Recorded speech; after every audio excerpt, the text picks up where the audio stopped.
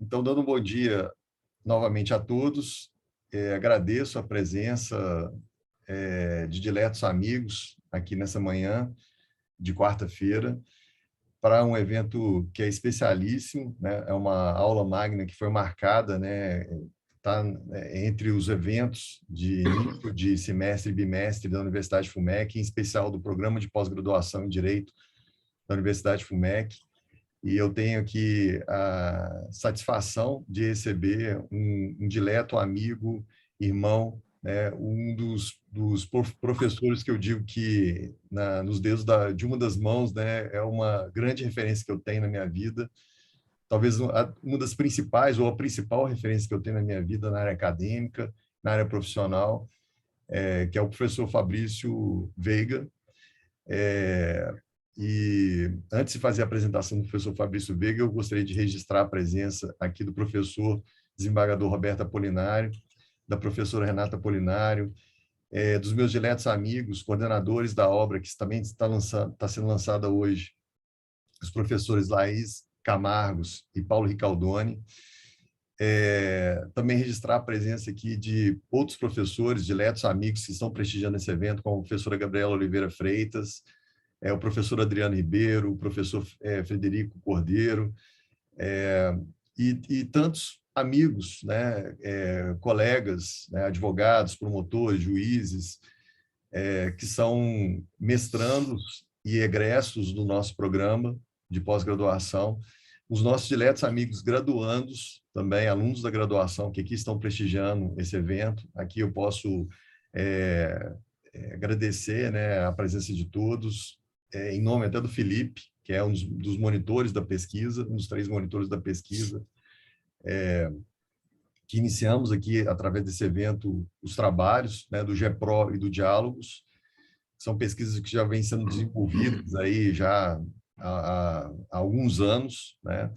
E eu não poderia deixar de registrar também que o professor Fabrício Veiga tem uma importante pesquisa vinculada à educação e direito já há muitos anos, e o reflexo dessas pesquisas vem sendo objeto de obras, né, que eu tenho a grata satisfação de, convidado por ele, integrar, né, as coordenações, mais pela amizade do professor Fabrício Veiga do que pelas qualidades desse co-coordenador.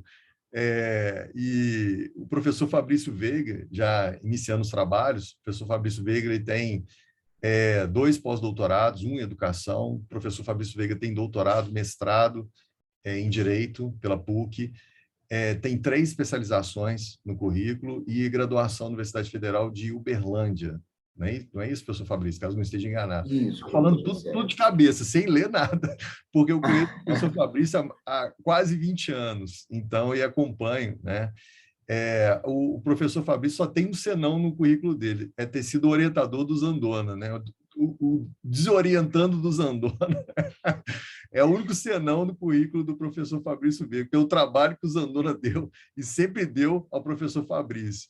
Mas é um querido amigo, um querido colega, um querido irmão que eu tenho na academia, e a gente não poderia deixar de fazer esse evento chamando o professor Fabrício Veiga, que também é co-coordenador dessa obra que está sendo lançada hoje, uma obra especialíssima, que conta com 50 autores, entre alunos formados pelo direito da Universidade FUMEC, mestrandos, mestres, doutores, doutorandos, pós-doutorandos e professores de pós-graduação dos programas de pós-graduação das 5 regiões do país.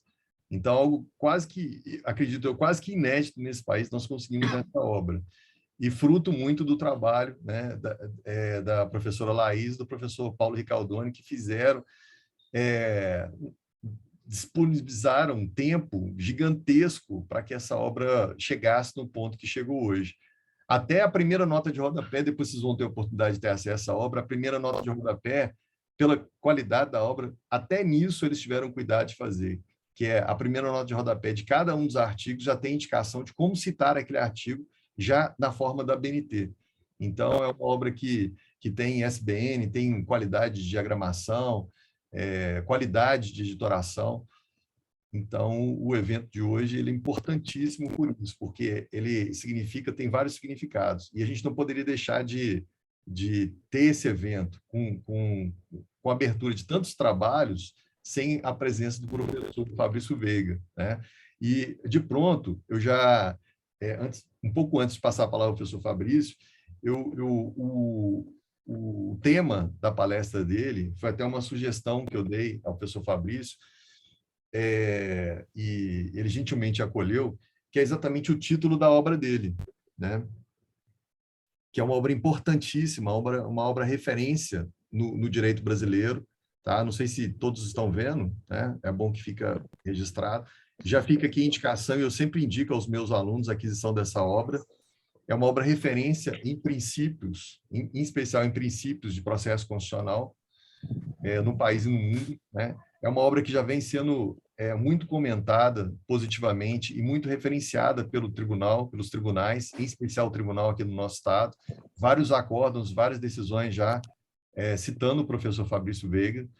Então, nada melhor do que trazermos o autor, né, para fazer uma exposição sobre essa parte, né, que é uma parte fundamental do nosso direito, que é a parte principiológica, em especial do direito processual constitucional, né? Então, o professor Fabrício Veiga, além de ser um grande estudioso do direito e da educação, né, que é fundamental no nosso país, ele também é um dos grandes estudiosos, juristas e pesquisadores do direito processual constitucional no Brasil e no mundo. Então, professor Fabrício Veiga, sem me alongar mais, para não tomar o tempo da sua palestra, eu mais uma vez te cumprimento e te agradeço pela disponibilidade de tempo, né, para estar aqui hoje, porque eu sei que sua agenda é muito, muito apertada e tem até um compromisso daqui a pouco. Então, eu mais uma vez te agradeço, né, e peço desculpas aí pela, né, por ter tomado esse tempo todo da sua palestra. Muito obrigado. Bom dia a todos os presentes. Eu quero cumprimentar todos os alunos, inicialmente, porque eu falo que a nossa existência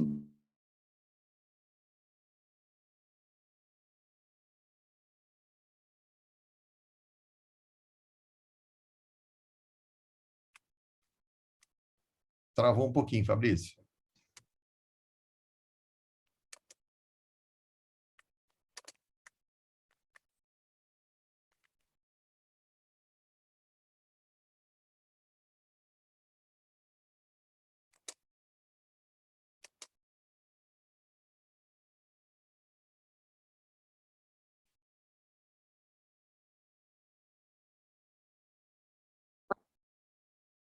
Fabrício, travou um pouquinho.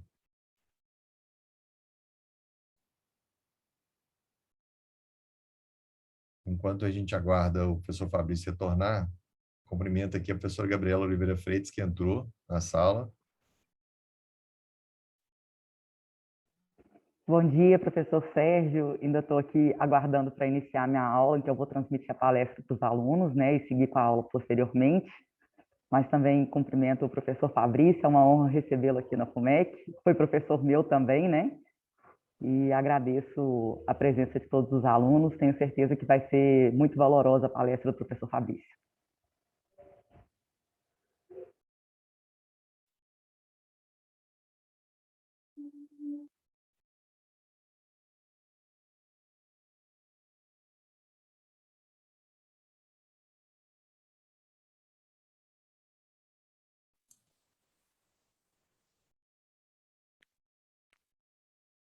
Vamos só aguardar um pouquinho, o professor Fabrício, ele está retornando. Aí, professor Fabrício.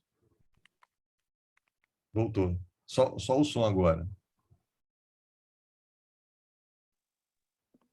Peço desculpas a problemas de conexão, eu acabei mudando o servidor aqui. Então, inicialmente, eu quero agradecer o convite do professor Sérgio Zandona, um amigo de longa data e cuja nossa relação começou, eu enquanto professor de um curso de pós-graduação, em que o professor Sérgio era aluno.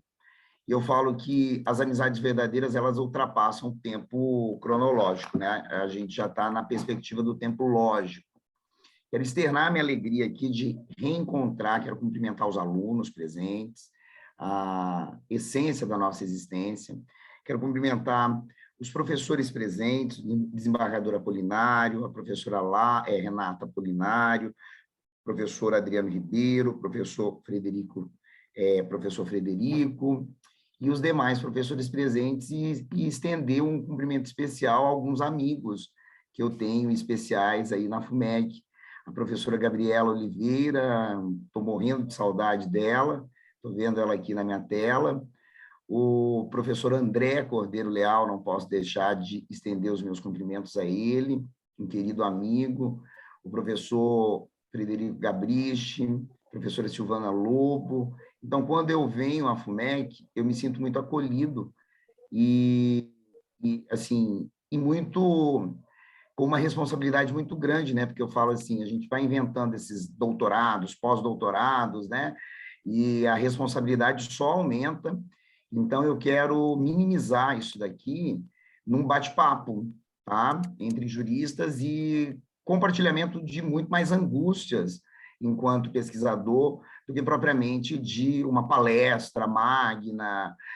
Isso gera um peso muito grande. Eu quero conversar com grandes pesquisadores, grandes mentes que estão preocupadas em construir um direito que seja um pouco mais democrático, inclusivo, que seja um instrumento, uma ferramenta de intervenção nas instituições, de uma forma geral, especialmente nas instituições jurídicas, no Poder Judiciário, para que consigamos construir proposições que ultrapassem os muros da universidade. Eu acho que o compromisso de um PPGD sério, como o da Universidade FUMEC, sob a coordenação do professor Sérgio Zandona, é demonstrar que as pesquisas elas se implementam e são instrumentos de intervenção.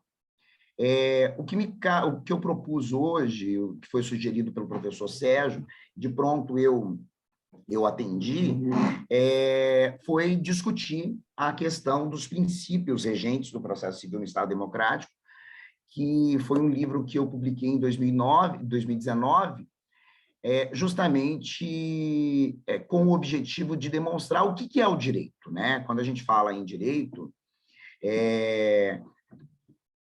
como que a gente pode iniciar uma discussão sobre princípios sem falar o que é o direito? O direito é especificamente uma ciência, tá? Eu discuto isso muito nas aulas de metodologia, no PPGD da Universidade de Itaúna, disciplina que eu ministro. Por quê? Porque quando a gente fala em ciência, a gente fala em objeto e método científico previamente definido. E quando a gente pega, por exemplo, a física, a medicina, a biologia, o método científico e o objeto estão muito bem definidos. Agora, o direito, quando a gente pergunta qual é o método científico, qual é o objeto do direito, a gente trava. Trava no sentido de evidenciar, de ficar muito claro, que o direito ele tem muito mais finalidade do que objeto. O direito ele tem como finalidade, duas finalidades básicas. Para que o direito foi criado? Para controlar o exercício do poder, limitar o exercício do poder pelo Estado e garantir um controle social. Então, o direito ele tem muito mais finalidades do que objeto propriamente dito. O que leva os estudiosos da área de metodologia, de epistemologia, é problematizar a questão do direito enquanto ciência, e não como e muito mais como um instrumento de controle social e de limitação do poder do Estado. Nessa perspectiva, surge, na Idade Moderna, o positivismo e as primeiras correntes filosóficas voltadas a definir e a construir um direito a partir da lei. Lei no sentido estrito da palavra. Com os movimentos positivistas, a corrente o movimento da exegese, a escola da exegese, de interpretações literais, nós começamos a perceber a falência do direito no que diz respeito a atender às suas finalidades principais, que são o controle social e a limitação do poder estatal. Foi nesse contexto que surge a escola do neopositivismo, do pós-positivismo, objetivando ressignificar, sob o ponto de vista epistemológico, a noção de direito, reconstruindo o conceito de norma. Norma jurídica, na perspectiva dos autores mais atuais, da segunda metade, a partir da segunda metade do século XX, passa a ser definida como uma proposição legislativa destinada a regulamentar de forma genérica ou específica situações, fatos e relações jurídicas. Então, nesse sentido que surge a definição de princípio, né, que nós trabalhamos nessa obra. O que é o princípio? O princípio é uma norma jurídica que objetiva trazer um comando amplo destinado a nortear a interpretação, aplicação e integração do direito, sempre preocupado com uma perspectiva pragmática. De que adianta proposições se essas proposições não dialogam com a prática? Nesse contexto propositivo, eu destaco que falar em princípios é falar de referenciais normativos utilizados como parâmetro para direcionar uma interpretação sistemática do ordenamento jurídico, sempre priorizando a efetivação e a concretização dos direitos fundamentais.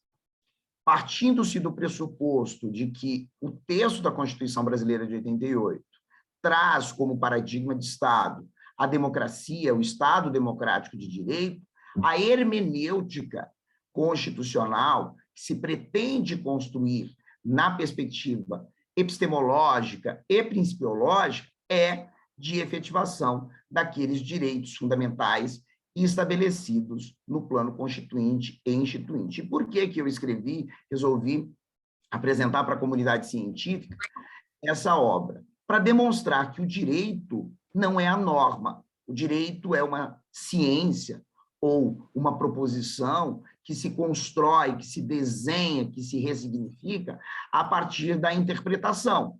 E o que nós precisamos definir enquanto pesquisadores, aplicadores e juristas quais são os critérios utilizados para interpretar esse direito que eu pretendo, que eu busco a efetivação do texto constitucional, me afastando daqueles critérios metajurídicos. Então, dentro dessa obra, eu trabalho muito como um dos meus referenciais teóricos, Karl Popper, tá? Que é uma obra que é um filósofo, que certamente professor, um físico que trabalhou a epistemologia quadripartite, que o professor Rosemiro trabalha muito na teoria neo-institucionalista, que traz um direcionamento para o direito no sentido de evidenciar a importância de critérios racionais como parâmetro para a interpretação, aplicação e integração do direito. Então, essa obra ela se propõe a denunciar a crise do direito diretamente relacionada à forte carga metajurídica axiologizante que ainda existe nas decisões judiciais. E quando eu falo em direito como ciência, Popper trabalha como uma de suas premissas, né, a testificação científica, a falibilidade popperiana, o relativismo científico, a provisoriedade do conhecimento. Esse é o parâmetro para definir epistemologicamente ciência. E o direito trabalha algo contrário, uma oposição a essas proposições epistemológicas, no momento em que eu trabalho segurança jurídica. Que no campo processual, nós falamos em coisa julgada. E coisa julgada pensada na perspectiva de um tempo cronológico. Quando eu falo, por exemplo, em coisa soberanamente julgada após o advento do prazo bienal da rescisória, eu tenho um direito que legitima, na interpretação literal do Código de Processo Civil, decisões judiciais que se tornam imutáveis e indiscutíveis, mesmo sendo inconstitucionais ou ilegais, porque o parâmetro utilizado pelo direito moderno, o direito brasileiro, é o tempo cronológico, não o tempo epistemológico, o tempo lógico da ciência.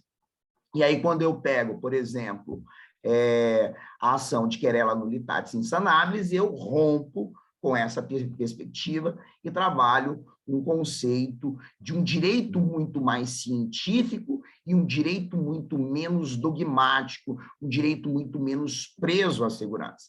Mas o ser humano ele precisa de referenciais, né? A grande dúvida, o grande debate que se tem no judiciário brasileiro é até quando essas discussões serão continuarão a existir. Nós precisamos pôr um ponto final nas decisões judiciais, porque senão nós não temos segurança jurídica. E a grande problemática nesse contexto todo é que é possível ter esse ponto final, desde que haja uma exauriência argumentativa, principiológica, epistemológica, baseada em critérios racionais. O problema não é colocar um ponto final na discussão. O problema é definir os critérios utilizados para essa hermenêutica, que tem que ser em bases racionais, para a gente pensar como tornar definitiva uma decisão que seja uma decisão constitucional e legal.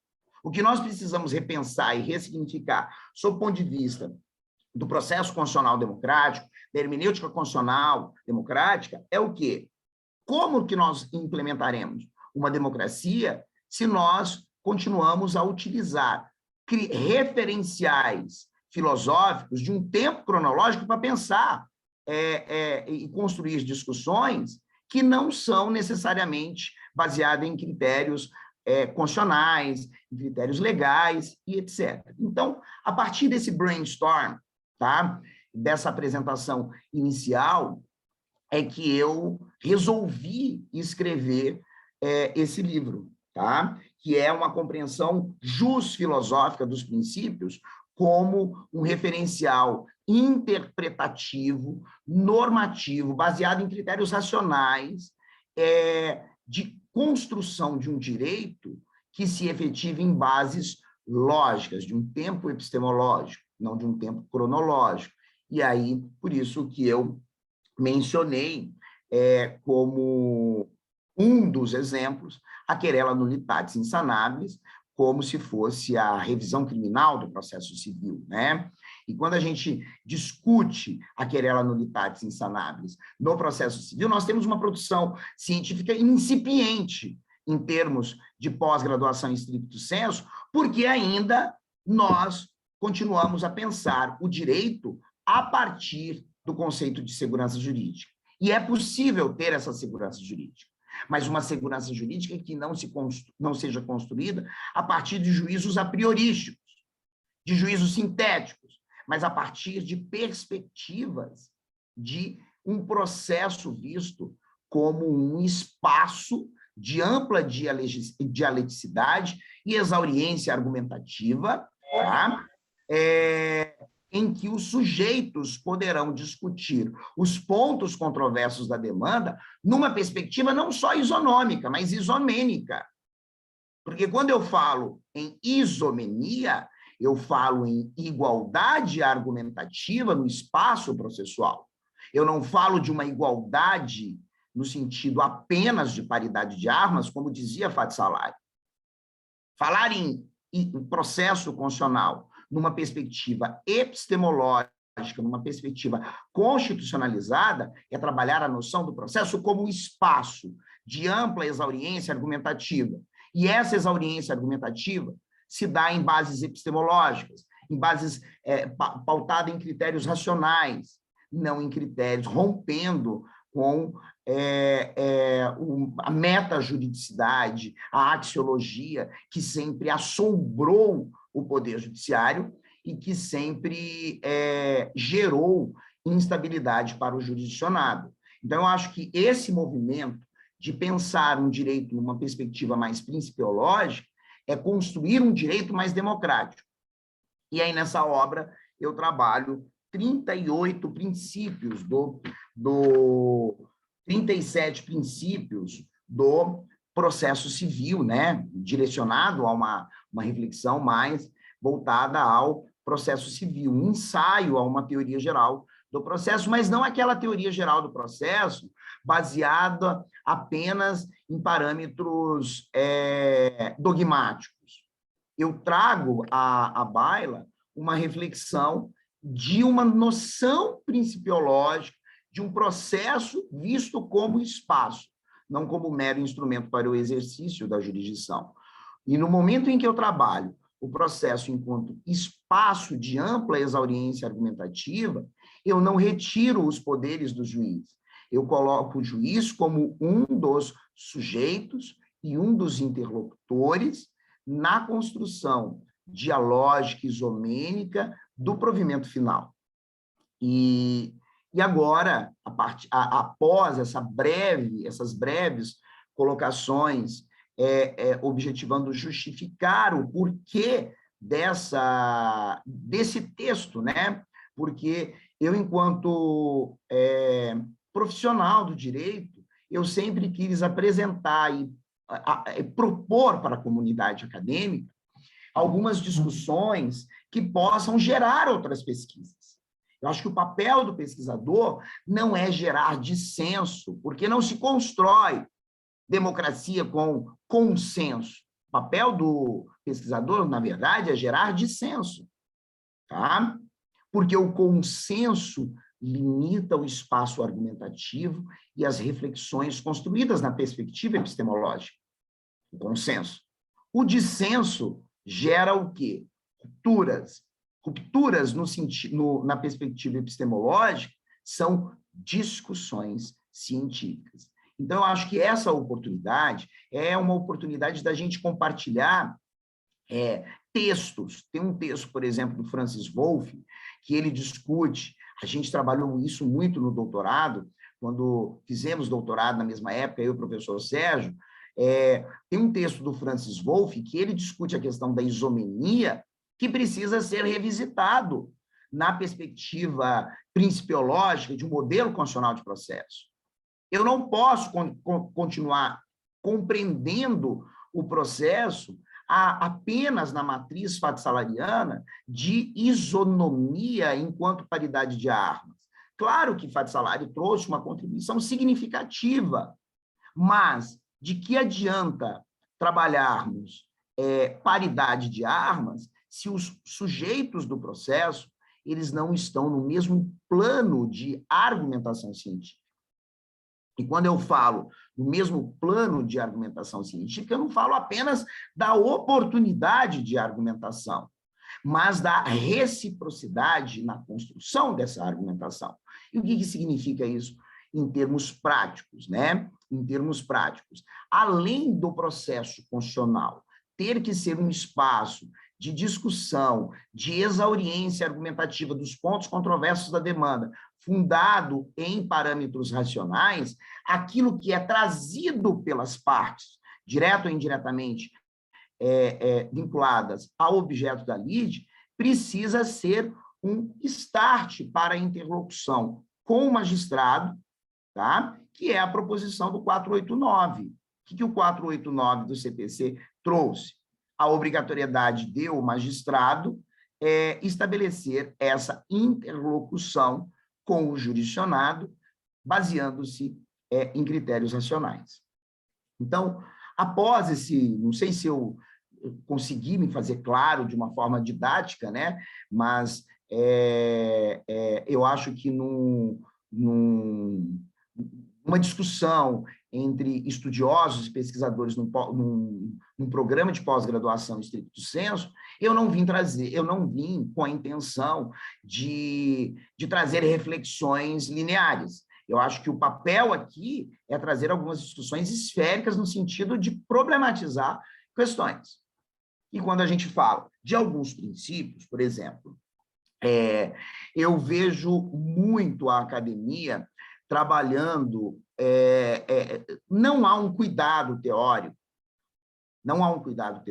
quando a gente trabalha a distinção entre contraditório, ampla defesa e devido processo legal, né? Os manuais, eles vêm e falam assim, devido processo legal igual, contraditório mais ampla defesa. Contraditório é corolário da ampla defesa é corolário do contraditório. E isso acaba sendo uma espiral. Então, eu gostaria de apresentar algumas breves proposições sobre contraditório, ampla defesa e devido processo legal, a título de reflexão. Não é com o objetivo de doutrinar ninguém.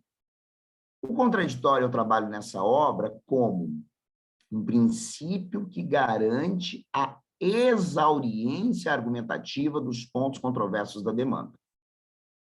Tá? E a ampla defesa como um princípio que trabalha a legitimidade isomênica das partes no que atine à produção de provas. Então, eu diferencio contraditório de ampla defesa, claro que ambos caminham numa via de mão dupla, mas o contraditório como a oportunidade de exauriência argumentativa dos pontos controversos da demanda e das provas produzidas no âmbito processual. E a ampla defesa, essa legitimidade construída na perspectiva isomênica de produzir provas, tá? Como uma forma de robustecer a argumentação que se constrói a partir do contraditório. Tá? E aí, dentro do princípio da ampla defesa, é importante a gente entender o que é, do ponto de vista teórico, prova, né? A prova é a reconstrução da verdade ou a prova é a oportunidade de construir um parâmetro ou critérios racionais para a fundamentação da decisão. Aí eu correlaciono o princípio da ampla defesa como um princípio diretamente relacionado com a fundamentação das decisões. Porque as provas, elas existem, assim como os argumentos racionais, para dar robustez e direcionar a fundamentação das decisões, limitando o poder discricionário do magistrado no que atine à construção das decisões diante dos casos concretos. E o princípio do devido processo legal? Quando a gente fala em devido processo legal, eu não posso restringir o devido processo legal a uma fórmula lógico-matemática de que é a mesma coisa. Devido processo legal é contraditório mais ampla defesa. O devido processo legal vai muito além disso. Devido processo legal é um princípio, eu diria que é um supra-princípio, que dialoga com o contraditório, com a ampla defesa, com o princípio da não surpresa, né? Porque o que é observar o devido processo legal? Além de garantir a isomenia argumentativa, a exauriência argumentativa, a legitimidade de produção de provas, é garantir que o magistrado ficará vinculado ao que foi provado e alegado, justificando por que acolheu ou deixou de acolher cada prova e cada ponto controverso, para que a decisão não seja uma surpresa. Mas o devido processo legal, ele ultrapassa essas premissas dogmaticamente trabalhadas pela maioria dos autores. O devido processo legal, ele é um supraprincípio que objetiva garantir que o espaço processual de exauriência argumentativa seja um espaço de prevalência da dignidade humana, que é o quarto supraprincípio, tá? Para que eu trabalho nessa obra. Fala-se muito pouco de dignidade humana no âmbito do processo civil, né? O que a gente tem são muitas discussões sobre dignidade humana no âmbito do processo penal, no âmbito do processo do trabalho, mas no processo civil nós temos poucas discussões sobre dignidade humana. E aí eu problematizo a dignidade humana como também um supraprincípio, corolário do devido processo legal, que objetiva tornar esse espaço argumentativo um espaço cuja interpretação do direito aplicado ao caso concreto não possa coisificar pessoas. Aí entra algumas discussões específicas, como é o caso, por exemplo, da prisão civil do devedor de alimentos. E o Tribunal de Justiça de Minas Gerais, de uma forma vanguardista, já vem ressignificando essa questão para romper com essas amarras de um processo ainda inquisitivo, um processo civil inquisitivo. Então, no âmbito, por exemplo, da execução de alimentos, por que a prisão civil do devedor de alimentos contraria, né, o princípio da dignidade da pessoa humana? Porque torna a execução mais penosa, mais gravosa ao demandado, ao executado, ao devedor. Remontando-se o Mercador de Veneza de Shakespeare. Eu acho que a gente não pode perder. Para entender dignidade humana, a gente tem que voltar no Mercador de Veneza de Shakespeare. O que é a dignidade humana no processo de execução? É não tornar esse processo penoso, é não tornar esse processo indigno, é não tornar esse processo excessivamente contrário aos direitos fundamentais e não enaltecer a patrimonialização do direito em detrimento da dignidade humana. Por mais que o objetivo central da execução seja a satisfação do crédito, eu não posso conduzir o processo ou o rito da execução robustecendo essa questão da patrimonialização do direito em detrimento da dignidade humana. É por isso também que a dignidade humana ela vem para discutir as medidas coercitivas atípicas, né, no processo de execução. Quando a gente fala em suspensão de carteira nacional de habilitação, cancelamento de passaporte, tá? Cancelamento de passaporte como instrumentos coercitivos para garantir a satisfação do crédito, a reflexão que nós precisamos construir é até que ponto essas medidas coercitivas, mesmo sendo eficazes, elas não contrariam o princípio da dignidade da pessoa humana. Então, a gente tem a questão da prisão civil do devedor de alimentos, das medidas coercitivas atípicas, tá? E temos a questão central do processo civil, porque o processo civil discute, na maioria dos casos, direitos disponíveis, né? Salvo os casos envolvendo menores, algumas situações muito específicas.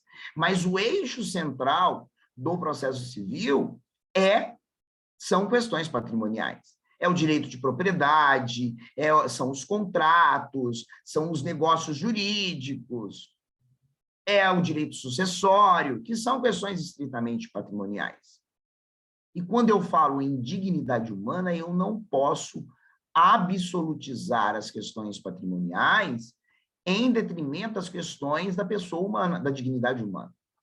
E aí eu vou lá no processo de inventário, eu vou lá no direito sucessório, quando a gente fala em obrigatoriedade da metade indisponível, né, quando há herdeiros necessários, tá? Quando essas questões essas questões trabalhadas pelo direito material, elas vêm para o processo, eu torno o processo um espaço de indignidade para o autor da herança no momento em que eu reconheço a prevalência do patrimônio em detrimento da liberdade de testar, por exemplo, que é uma outra discussão que nós podemos problematizar sobre a perspectiva do princípio da dignidade da pessoa humana. Até para eu não me perder, porque é muita coisa, a gente poderia ficar aqui dias conversando sobre princípios, para fechar essa primeira parte dos princípios de uma forma específica, eu destacaria a importância desse diálogo entre devido processo legal e dignidade humana como supraprincípios, tá? Como supraprincípios, e corolários da ampla defesa e do contraditório, para a gente começar uma conversa numa perspectiva menos dogmática. Um outro princípio que eu amo no processo civil e que é muito pouco discutido, sob o ponto de vista teórico e prático, é o princípio da lealdade processual, da boa-fé processual, tá? Da probidade processual. Porque esse princípio, ele dialoga com institutos importantíssimos do processo civil, como é o caso da litigância de má-fé no processo de conhecimento, como é o caso, por exemplo, do ato atentatório à dignidade da justiça, lá no processo de execução, a definição do que é fraude à execução, do que é fraude contra credores, tá? E quando eu falo em boa-fé processual, eu destaco nesse meu livro que o processo é um espaço de reconhecimento de direitos. Mas para eu reconhecer direitos, eu não posso me utilizar de argumentos contrários à hermenêutica constitucional para justificar uma aparente proteção de direitos. De uma forma bem coloquial, né, um tanto menos sofisticada, não vale tudo dentro do processo para eu conseguir. O processo ele não pode ser um fim em si mesmo, tá? O processo ele não pode ser um fim em si mesmo. E, lamentavelmente, muitas vezes, para atingir finalidades práticas, eu vejo profissionais do direito se esforçando para construir uma hermenêutica para justificar algo ilícito que ele quer praticar. Então, o que é a deslealdade processual? A deslealdade processual é uma construção hermenêutica esquizofrênica, né? Eu falo que a deslealdade processual é uma construção hermenêutica esquizofrênica quando o jurisdicionado, tá?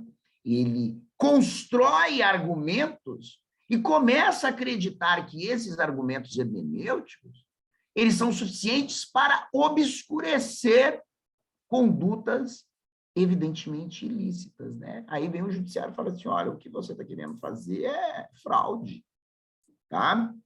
Eu percebo muita timidez por parte do Poder Judiciário no que atinge à punição desses atos, né? E no momento em que o Poder... Não estou aqui defendendo a arbitrariedade do Poder Judiciário, mas eu acho que no momento em que o Poder Judiciário se posiciona de uma forma mais racional com relação a essas questões, tá? Também não sei se isso inibiria, né? Porque quando você pega, por exemplo, o processo de execução, né, em que o devedor ele se utiliza de subterfúgios para dificultar a satisfação do crédito, tá? Ele não e os próprios requisitos, né, da fraude à execução levam a gente a perceber, quando eu fui escrever sobre o princípio da boa-fé ou lealdade processual, eu comecei a verificar como que, muitas vezes, na prática, a hermenêutica ela é construída no sentido de justificar, de obscurecer a prática de ilegalidades. E aí eu falo especificamente sobre os requisitos da fraude à execução, tá? O concilium fraudes e o eventus damini como requisitos para o reconhecimento da fraude à execução, eles existem justamente para garantir a preservação da boa-fé do terceiro adquirente, tá? Então, esses requisitos, eles são importantíssimos para eu evitar a presunção da má-fé do terceiro adquirente. Então, a comprovação do conluio entre executado e terceiro adquirente, essa é uma das provas mais difíceis no processo de execução. Provar o conluio do executado com o terceiro adquirente, destinado a demonstrar um dos requisitos da fraude de execução. Tá? Mas aí o CPC de 2015 ele veio trazer um esclarecimento maior sobre essa questão envolvendo a fraude, né? Por quê? Porque o terceiro adquirente, ele será preservado na sua boa-fé no momento em que ele demonstrar que ele foi diligente no momento da realização do negócio jurídico, com esse executado.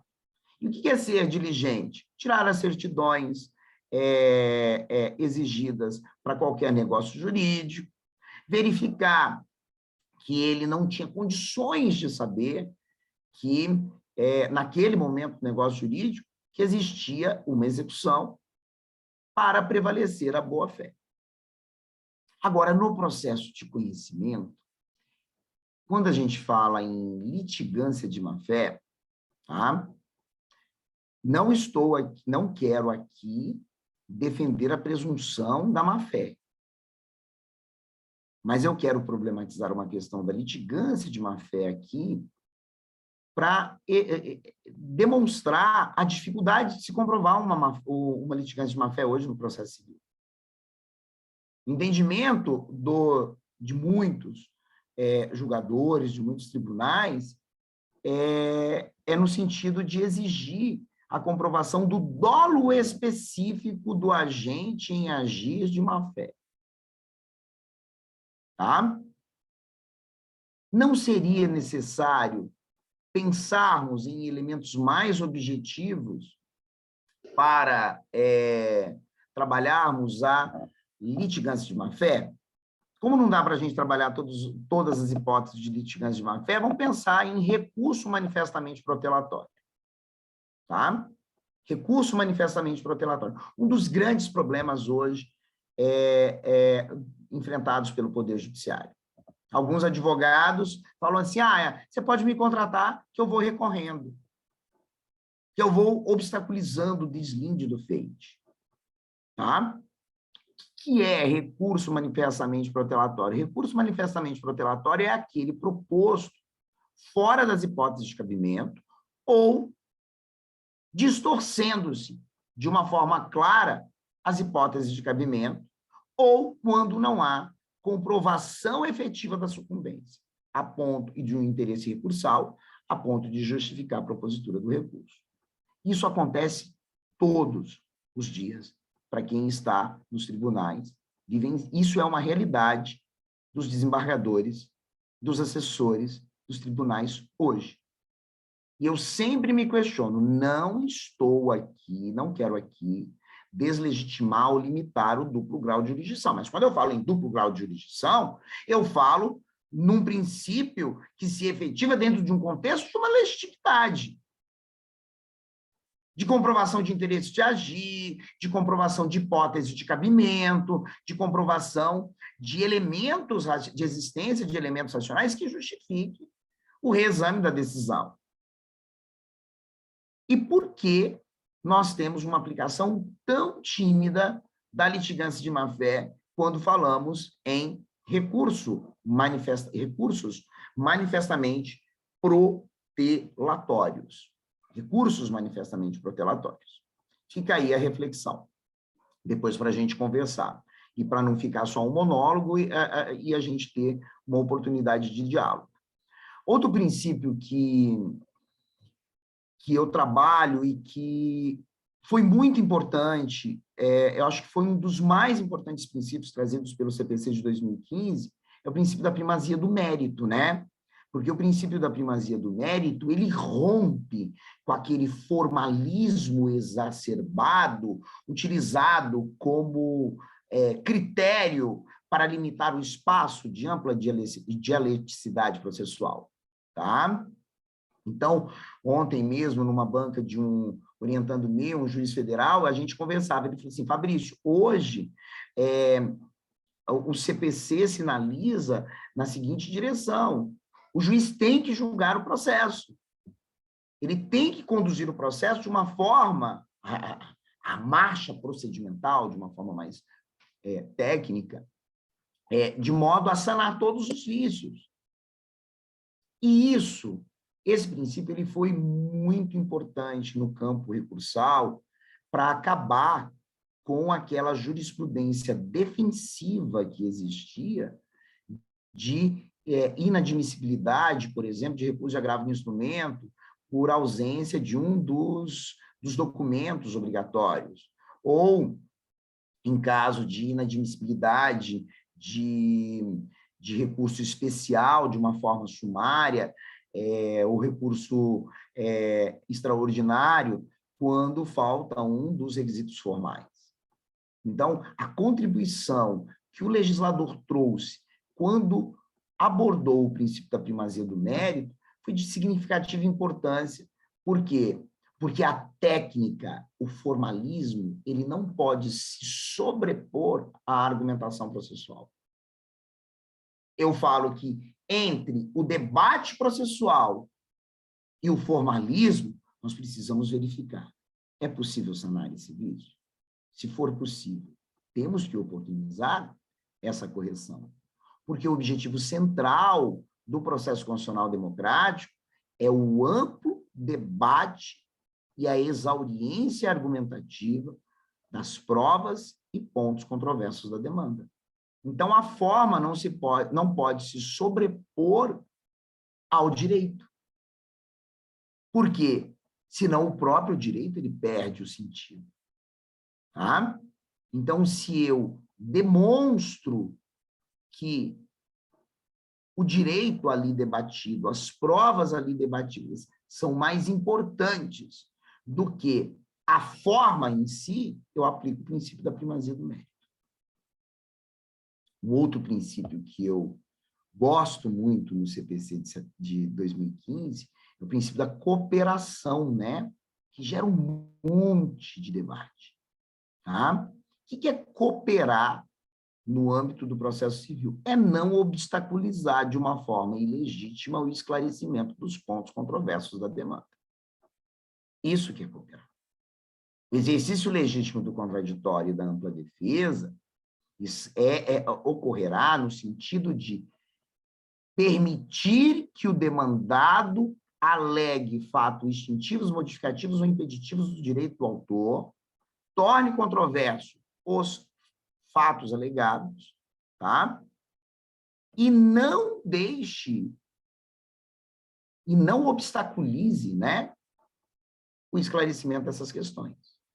Então, a não cooperação, quando alguém não coopera no âmbito processual, obstaculizando o esclarecimento dos pontos controversos da demanda, ele viola tangencialmente o princípio da boa-fé, da lealdade processual. Porque ele não está sendo leal. Igual aquela máxima que é aluno de direito de graduação fala, mas eu não sou obrigado a produzir provas contra mim mesmo. Me lembro de uma situação muito emblemática na minha vida acadêmica, que eu peguei uma vez, só abrindo um parênteses para a gente descontrair, eu abordei uma aluna com cola dentro da bolsa dela, né? Eu dou sempre esse exemplo em aula. E aí a aluna falou assim, eu não sou obrigada a produzir provas contra mim mesmo. Aí eu virei, você não pode se utilizar desse princípio para justificar a prática de ilegalidades. Isso é a violação do princípio da cooperação. Eu falei assim, eu vou pegar sua bolsa e vou abrir e vou jogar tudo no chão. Você não pode. Eu falei assim, eu posso violar domicílio, minha filha. Em flagrante delito. Então, cooperar é não obstaculizar o esclarecimento dos pontos controversos da demanda, utilizando-se desse princípio como uma muleta para praticar atos ilícitos. O judiciário precisa ficar muito atento a isso. Porque quando isso acontece, eu violo a lealdade processual. Isso não é litigante de má-fé. Por quê? Porque as pessoas, elas ficam... Quando eu terminei a graduação, e fui aprovado na OAB em processo civil, o que eu menos sabia era processo civil, porque para mim era uma coisa assim, bizarra. como temos tantas teorias, se eu não consigo dialogar sob o ponto de vista prático? Para que serve isso, né? Porque o processo civil é engenharia do direito. E, ao estudar esse princípio da cooperação, eu me lembrei dessa aluna, né? Claro que eu não citei essa aluna no meu... Mas ela foi uma fonte para eu construir uma argumentação, procurar esclarecer, explicar de uma forma mais clara o que é o princípio da cooperação, né?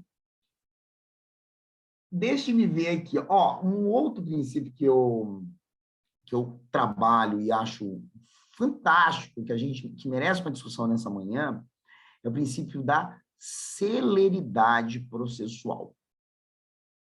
Tá? O que é a celeridade processual? Né? A gente fala assim, o processo tem que ser célere, a demanda ela tem que ser resolvida rápida. Tá?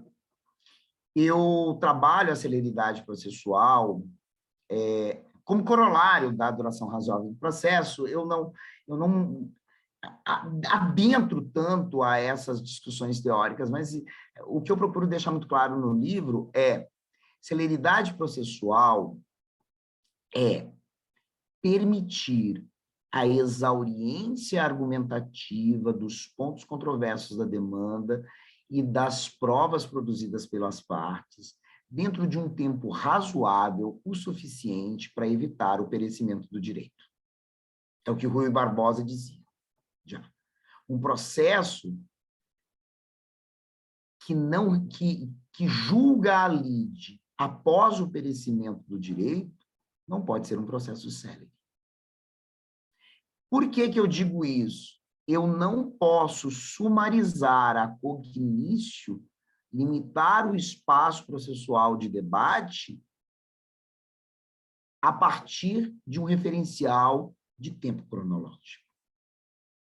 Eu não posso restringir o espaço de debate sob a justificativa de que eu tenho que resolver a lide em situações excepcionais.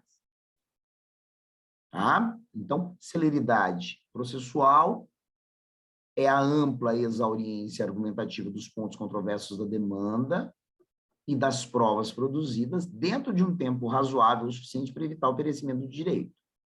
Então, a ideia que se tem de celeridade processual é que ela é exercida simultaneamente com o contraditório, ampla defesa e devido processo legal e fundamentação das decisões judiciais. Agora, salvo naquelas situações especiais em que o contraditório é diferido ou postergado, quando se fala em liminares, tá?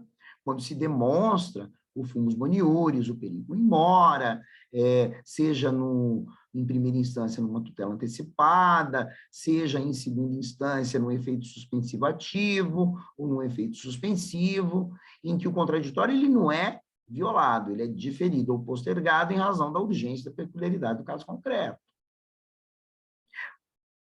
Outro princípio que eu gostaria muito, eu gosto muito desse princípio, que é o princípio da máxima efetividade da tutela executiva, né? Que é um princípio também muito esquecido pelos advogados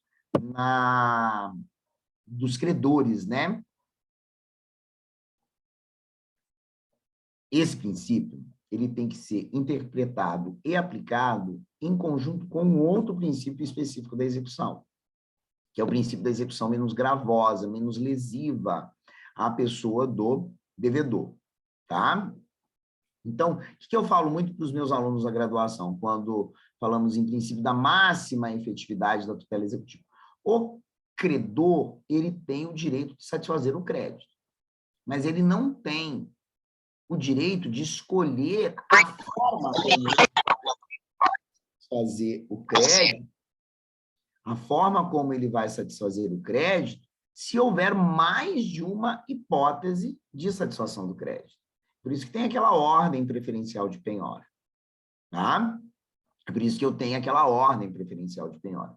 E nos últimos tempos, nós podemos destacar a infinidade de outras ferramentas do processo de execução, né? Hoje a gente sabe que o processo de execução, quando a gente fala de máxima efetividade da tutela executiva, eu não trabalho o processo de execução só baseado no Sisbajude, Infojude, Renajude, né?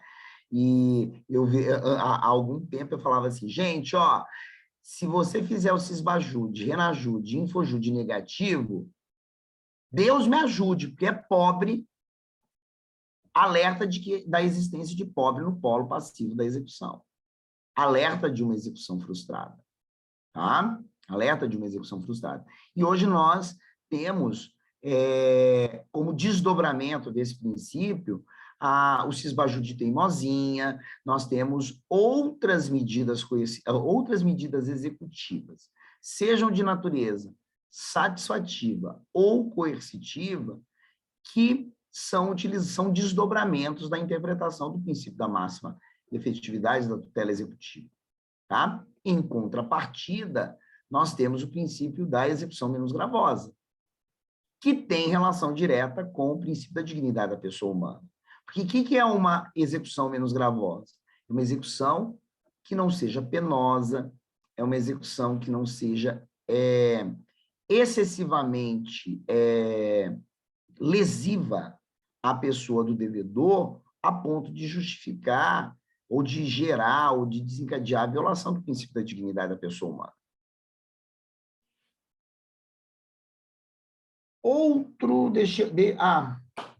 E para fechar, e para a gente ter uma oportunidade, professor Sérgio, se me permitir, de diálogo, eu gostaria de estabelecer uma correlação entre o princípio da imparcialidade do juízo com o princípio da obrigatoriedade das decisões, da fundamentação das decisões judiciais, diferenciando daquela clássica discussão de neutralidade do juiz. Bem, como que eu defino e que eu trabalho a imparcialidade do juízo nesse livro? A imparcialidade, juízo imparcial, magistrado imparcial, é aquele que age de forma juridicamente parcial dentro de uma racionalidade crítica. O que é a imparcialidade? É a parcialidade juridicamente fundamentada, racionalmente fundamentada. Parece contraditório isso, né? Mas quando eu falo que a imparcialidade nada mais é do que a parcialidade racionalmente, juridicamente fundamentada, eu quero dizer que parcial é aquele juiz que se posiciona diante do caso concreto. Mas, ao se posicionar, ele se utiliza de critérios racionais para justificar a sua decisão. Imparcial é o magistrado que se posiciona dentro do caso concreto. Parcial, né, perdão. É o magistrado que se posiciona diante do caso concreto, utilizando-se de critérios metajurídicos ou axiológicos para fundamentar a sua decisão. Então, o parâmetro utilizado para explicar se um tribunal, se um juízo é imparcial ou não, não é o fato do juiz se posicionar diante do caso concreto. É a forma, são os critérios que ele utiliza para se posicionar diante do caso concreto. Tá? Então, quando eu falo em imparcialidade, eu falo de um princípio corolário da fundamentação das decisões judiciais. Então, o que é o magistrado se posicionar? O magistrado imparcial é aquele que se posiciona diante de um caso concreto, utilizando-se de critérios racionais. Ótimo, mas não é só isso. Esses critérios racionais pressupõem o quê? A observância de outros princípios, como contraditório, ampla defesa, devido processo legal. Então, a fundamentação das decisões é o quê? O juiz ele se posiciona diante do caso concreto. Olha, eu acolherei os argumentos do autor com base nesses argumentos racionais e não acolherei os argumentos do demandado com base nesses argumentos racionais. Porque, dessa forma, ele se posiciona diante do caso concreto, baseado em critérios racionais, não gera uma decisão surpresa, tá? observa a exauriência argumentativa do contraditório, analisa racionalmente todas as provas, tá? Verifica se as partes cooperaram, se agiram com lealdade processual e se observaram a dignidade da pessoa humana. Então, hoje, decidir, eu imagino o desafio para os julgadores, né? Porque se a gente for trabalhar dentro desse espiral, observando todas essas premissas levantadas pela academia, cada desembargador, cada juiz deveria ter 1/5 dos processos que normalmente eles têm para decidir, para que a gente consiga aplicar sistematicamente todos esses princípios. Porque o que é a sentença hoje, segundo o CPC? É uma produção científica. O que é um acórdão? É uma produção científica. Porque para você falar em exauriência argumentativa, no âmbito do contraditório, ampla defesa, devido ao processo legal, dignidade humana, fundamentação das decisões, imparcialidade, cooperação, lealdade processual, duração razoável do processo, celeridade processual, você precisa do quê?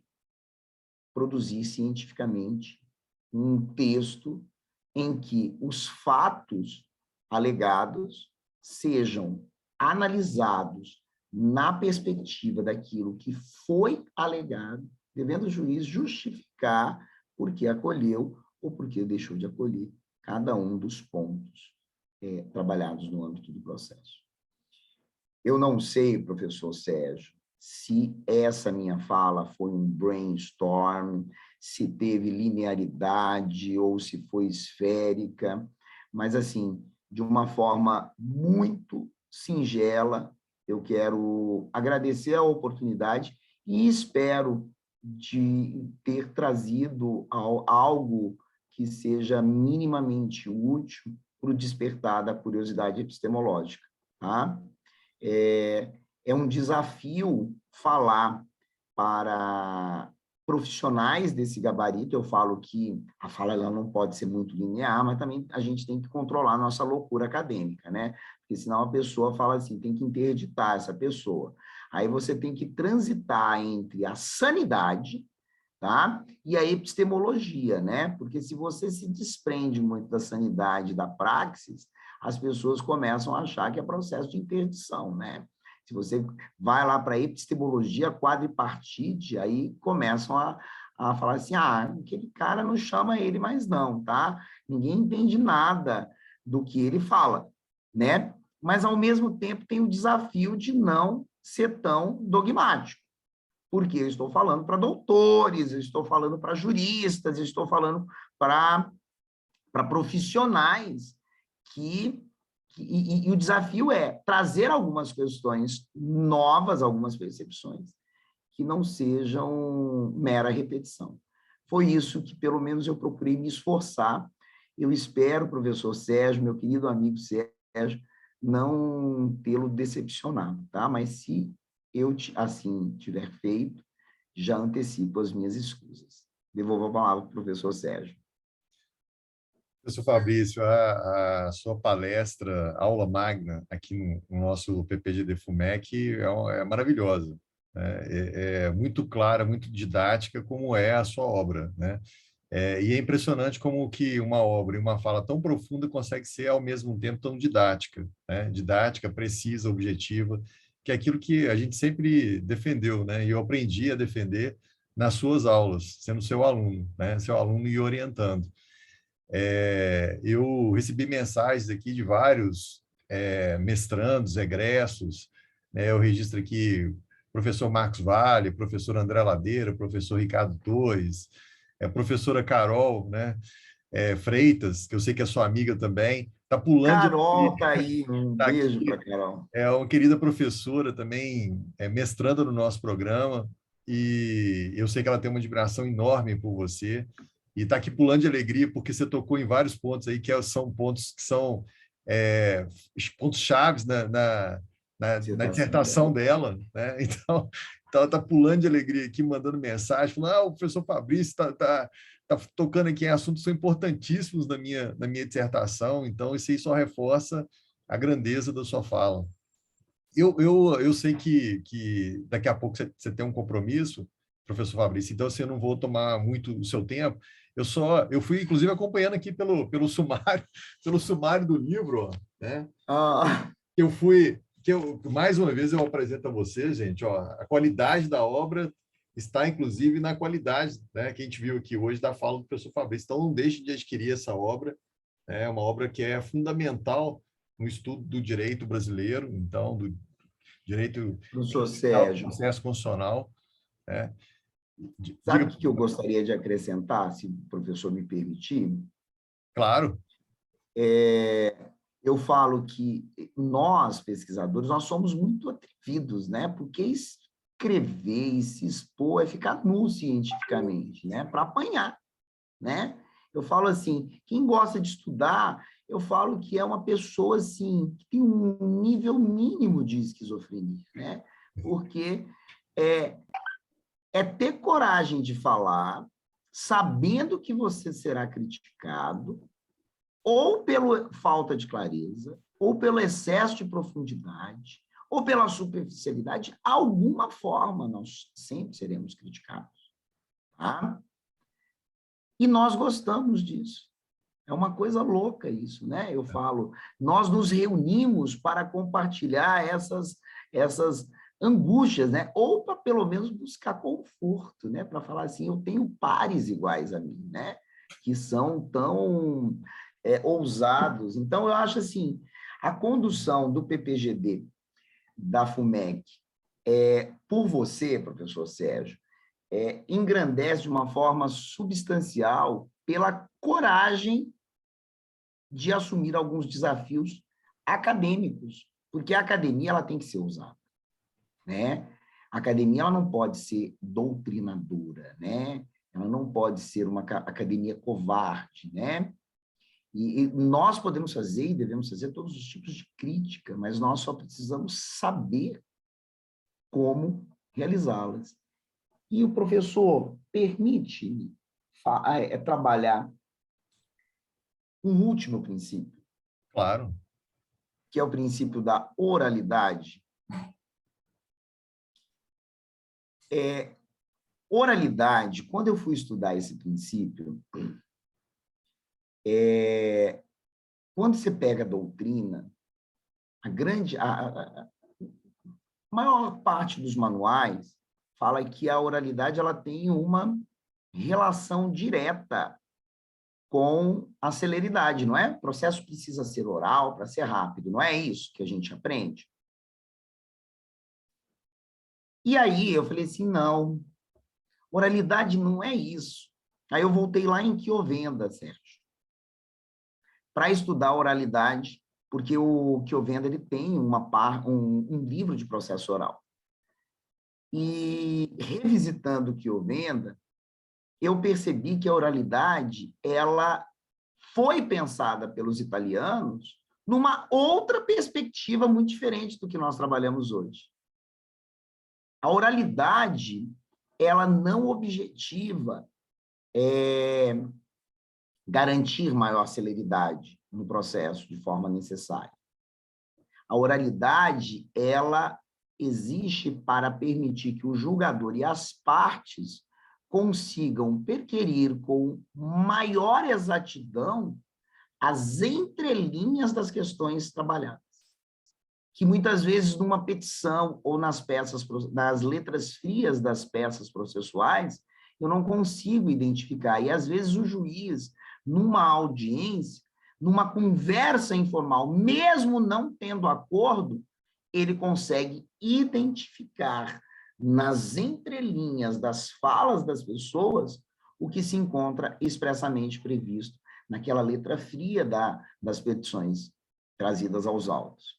Então, assim, eu gostaria de trazer à baila a reflexão de que, embora a oralidade seja um princípio estudado especificamente sob a perspectiva da celeridade, a oralidade ela tem uma relação muito grande com eu não gosto dessa expressão verdade processual, mas esclarecimento objetivo dos pontos controversos da demanda a partir do quê? Da dialeticidade entre as partes. E, às vezes, uma audiência de conciliação, muita gente fala assim, nós, advogados, detestamos, né, ter que ir à audiência de conciliação, porque a gente fala assim, perda de tempo, né? Mas isso é muito importante para o processo.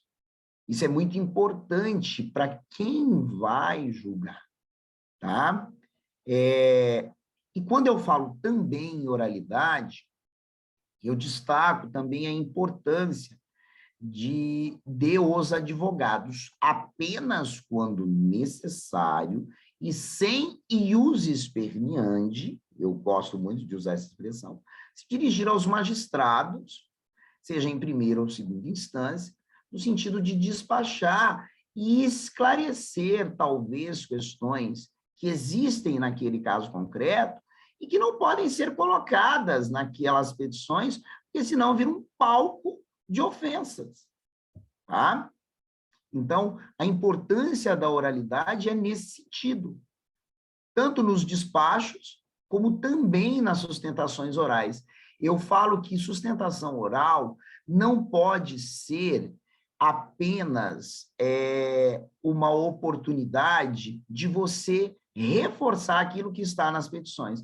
Eu falo que o advogado, ele deve subir à tribuna para problematizar as entrelinhas das peças dele. As entrelinhas. A dificuldade de uma boa sustentação oral, porque muita gente assim, fala assim, os desembargadores não prestam atenção. Claro, você vai lá falar a mesma coisa que está na petição? Nem eu prestaria atenção. Agora, se você parte da sua peça e problematiza questões, esse é o papel da oralidade. Esse é o papel da oralidade, que é um princípio muito esquecido, muito trabalhado só em manuais de juizados especiais, e que nós precisamos repensar, nós precisamos de novas dissertações sobre oralidade, nós precisamos de novas pesquisas sobre oralidade. Para quê? Para garantir gosto também muito disso, desse apelo, resultado prático do processo. E aí, para fechar, Sérgio, no rito sumaríssimo, tá? Eu gostaria de falar também do princípio da efetividade processual, porque efetividade tem a relação direta com resultado prático do processo. Claro que a efetividade, ela trabalha a ideia de um processo que preserve e reconhece direitos dentro de um tempo razoável, tá? Mas deixo aqui só uma breve reflexão.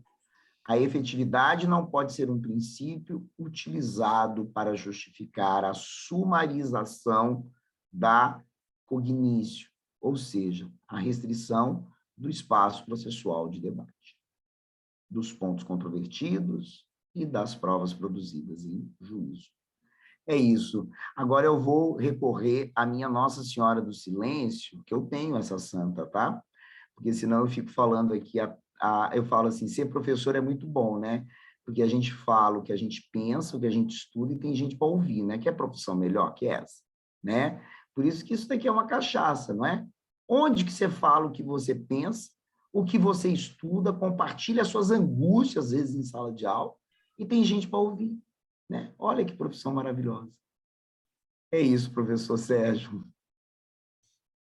Já fica aqui o convite, professor Fabrício, para uma questão que eu gostaria muito de ouvi-lo, que é a questão do devido processo constitucional, né? E se o devido processo constitucional ele seria algo similar ao devido processo legal. Eu costumo falar de mundo moranguinho, alguns aí já me viram falar, né, sobre o mundo moranguinho, que é um mundo perfeito, e infelizmente a gente não vive no mundo moranguinho, né? Então, eu já fica aqui o convite, né, para que você, querido amigo e eterno orientador, o professor Fabrício Veiga, volte, né, à Universidade FUMEC, num próximo evento, né, que a gente pode marcar uma data específica dentro da sua agenda, apertadíssima que eu sei que para falar sobre essa crucial dualidade, né, entre o devido processo legal e o devido processo constitucional. E mais uma vez, reforçando aqui a qualidade do seu texto, a qualidade do seu livro.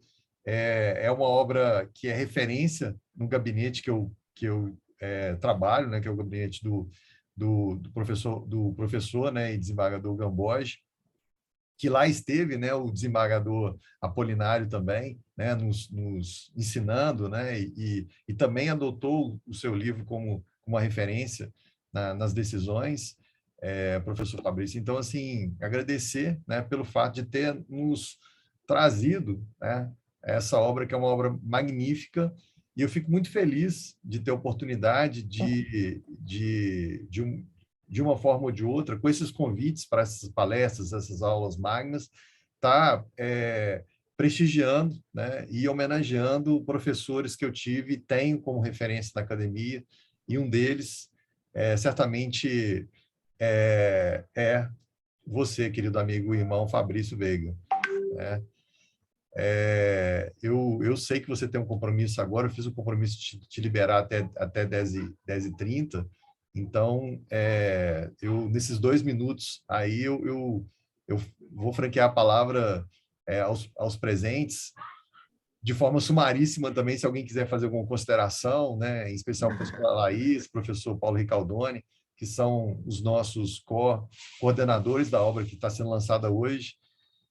Se quiserem fazer uma breve fala, né, o professor Bom, Fabrício. então, vou falar aqui rapidinho, só para agradecer imensamente o professor Fabrício pela exposição, pelos insights também, inclusive especial pela questão do uso predatório da jurisdição com a litigância de má-fé, né, que é uma questão que está muito em voga. Eu até escrevi artigo recentemente sobre isso, depois a gente podia ter uma interlocução até mais aprofundada a respeito. E o princípio da oralidade, que o que você falou aqui agora no final, eu achei absolutamente sensacional e pertinente, e que está faltando realmente pesquisa, e me deu até aquela vontadezinha, assim, não, vou começar a escrever, já achei um tema, porque sensacional, muito bem colocado, e eu acho que uma boa palestra é exatamente isso, né?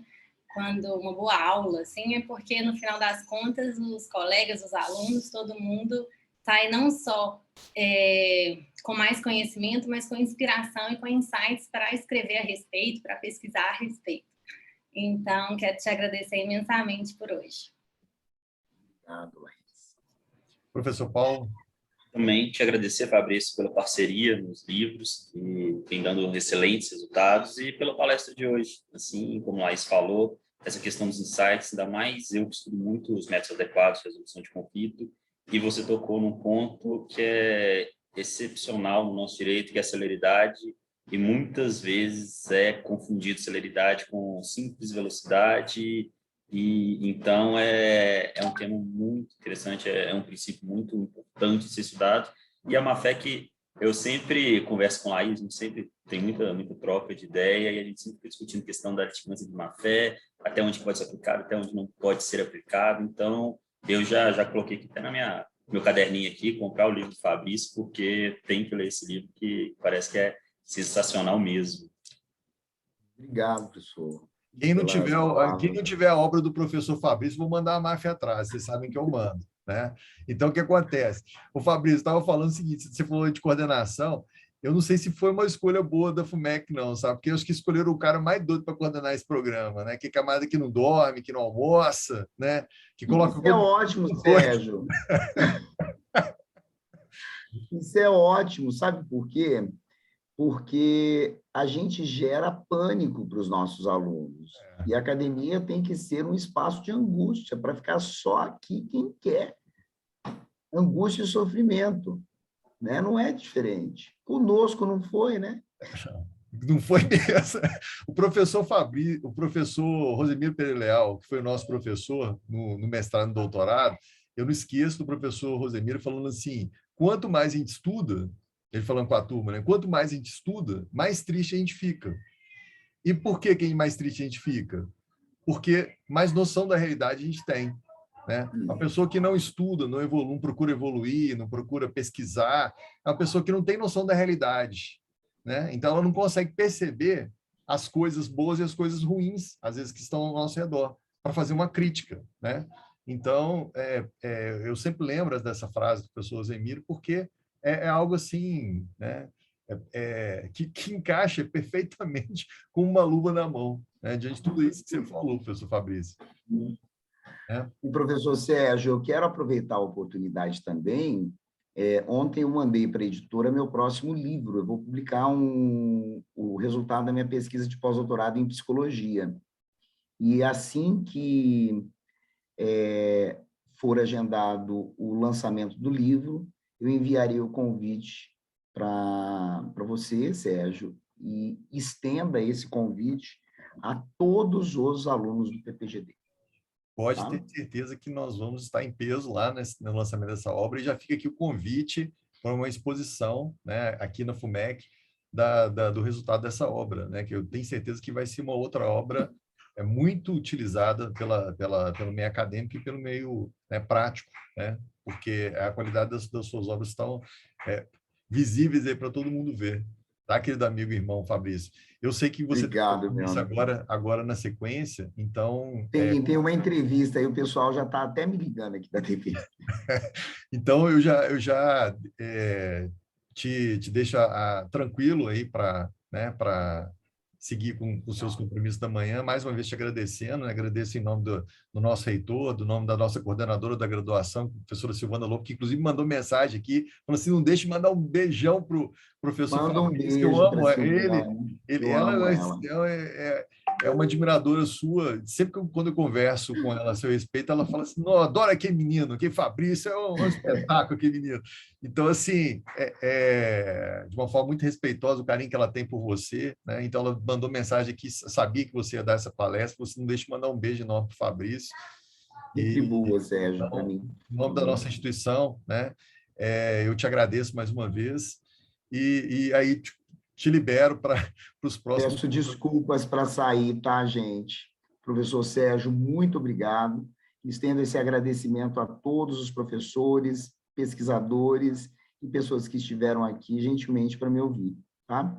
Um ótimo dia, Deus abençoe vocês e até a próxima. Tchau, tchau, Sérgio.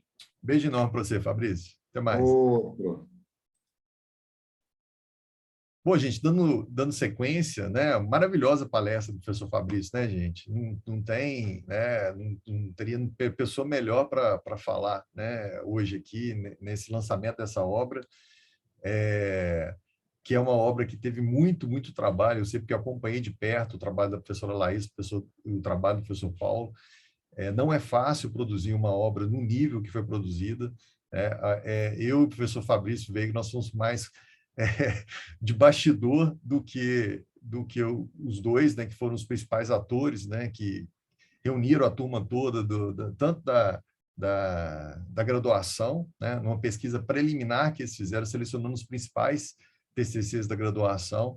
Depois reuniram a turma do mestrado, tanto os egressos quanto os atuais mestrandos, para fazer a revisão dos trabalhos, ajudaram nessas revisões, fizeram uma revisão em cima da revisão que foi feita pelos nossos mestrandos e os nossos egressos, e depois, mais uma vez, convocando professores de outros PPGDs e professores aqui do estado de Minas para fazer a última leitura, né, e homologação dessas pesquisas. E a gente chega numa obra com 50 autores, né, que é algo... 50 autores que são autores espalhados pelo país inteiro. Daí que eu falei no início do ineditismo dessa obra, além da qualidade de diagramação, qualidade metodológica, de ABNT, que foi muito observada e, né, deve ser muito observada em todos os trabalhos, vocês sabem disso, né? Além de ser professor de processo, sou professor de metodologia, então eu cobro muito isso dos meus alunos, preparando todos para serem professores com P maiúsculo, né? Que é aquilo que eu sempre falo. Se eu fosse um professor preparando outros professores com P minúsculo, eu não estaria satisfeito. Então, o meu grande objetivo na FUMEC, né, em especial à frente da coordenação, é preparar profissionais, e todos vocês são professores com P maiúsculo, né? Eu não quero que ninguém aqui seja mais um professor com P minúsculo. Daí a minha satisfação de ser coordenador desse programa, professor desse programa, porque aqui sim nós temos diferenciais. E um deles é aquilo que eu sempre falo. Aqui não tem ninguém querendo aparecer, não tem ninguém querendo ser melhor que ninguém. Aqui o perfil da nossa instituição é esse perfil colaborativo, esse perfil de um querendo ajudar o outro, um querendo pensar no bem do outro. E é assim que a gente muda e vai mudar o mundo, né? Esse mundo que é um mundo de guerra, né? A gente não precisa de mais guerras, a gente precisa de paz, né? Com isso, eu passo a palavra à professora Laís e ao professor Paulo para dar sequência aí na questão do lançamento.